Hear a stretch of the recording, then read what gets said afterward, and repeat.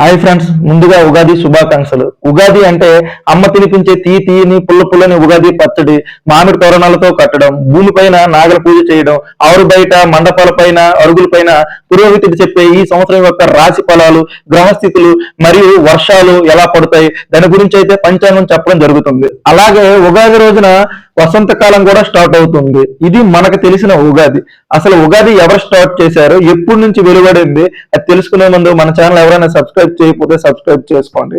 చైత్రమాసం శుక్లపక్షం పాడ్యమి రోజున ఆ విధాత ఈ ప్రపంచాన్ని సృష్టించాడని నమ్ముతారు. సోమకుడు వేదాల్ని తస్కరించిన కారణంగా మత్స్యావతారంలో ధరించిన విష్ణుమూర్తి అతడిని సంహరించి ఆ వేదాలను తిరిగి బ్రహ్మదేవునికి అప్పగించిన సందర్భంగా ఉగాది ఆచరణలోకి వెలువడిందని పురాణాల్లో చెప్పుకుంటారు. చైత్ర శుద్ధ పాడ్యమి రోజున సూర్యోదయ వేళలో బ్రహ్మదేవుడు సృష్టిని సృష్టించాడని అంటారు.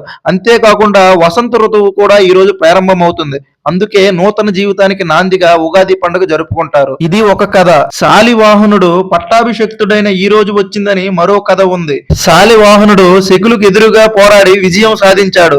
దానితో శక సంవత్సరం ప్రారంభమవుతుంది. తన శకాన్ని స్థాపించి శత్రువులపై గెలిచిన ఈ రోజు ఉగాది రోజుగా ప్రకటించాడని కథలో ఉంది. ఇవి ఉగాది కథలు. అయితే నూతన సంవత్సరంగా మన తెలుగు వారందరూ భావించి ప్రతి ఒక్కరింట్లో పచ్చడి చేసుకుంటారు. అయితే ఉగాది పచ్చడి ఎందుకు చేసుకుంటారు, దాని యొక్క ఉపయోగాలేంటి తెలుసుకుందాం. బెల్లం తీపి, ఆనందానికి ప్రతీక. ఉప్పు జీవితంలో ఉత్సాహం, రుచికి సంకేతం. వేప పువ్వు చేదు బాధ కలిగించే అనుభవాలు. చింతపండు పులుపు ఓర్పుగా వ్యవహరించాల్సిన పరిస్థితి. పచ్చి మామిడి ముక్కలు వగరు కొత్త సవాళ్లు. కారం సహనం కోల్పోయేటట్లు చేసే పరిస్థితులు. ఇది ఉగాది పచ్చడి ఉపయోగాలు. నా వీడియో మీకు నచ్చినట్లయితే లైక్ చేయండి, షేర్ చేయండి, సబ్స్క్రైబ్ చేయండి.